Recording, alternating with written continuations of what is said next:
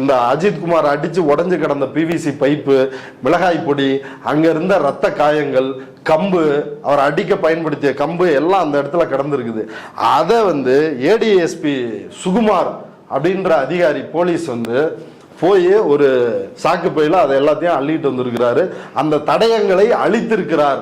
இதை நீதிமன்றத்தில் கார்த்திக் ராஜா தரப்புல சொல்லிருக்கிறாங்க. என்ட்ரி டிஃபென்ஸ் சார் சொல்லிருக்கிறாரு. அதையும் நீதிபதி கேள்வி எழுப்பி இருக்கிறாரு.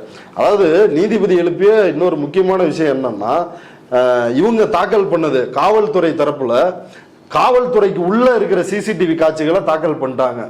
ஏன்னா இவங்க டார்ச்சரை காவல்துறைக்கு உள்ள காவல் நிலையத்திற்குள் நடத்தல. இவங்க டார்ச்சரை முழுக்க வெளியிடங்கள்ல நடத்துறாங்க. பல கண்மாய்களுக்கு கூட்டு போய் இங்க ஒளிச்சு வச்சிருக்கியா அப்படின்னா அடிச்சு குடும்பப்படுத்தி அங்க இருக்கான்னு டார்ச்சர் பண்றாங்க.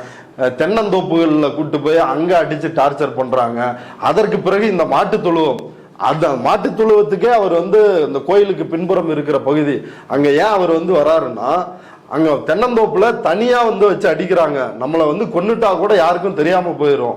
அதனாலதான் அவர் அங்க போகணும்னு நினைச்சதா இப்ப அவ விசாரிக்கும் பொழுது வழக்கறிஞர் கார்த்திக் ராஜா சொல்றாரு.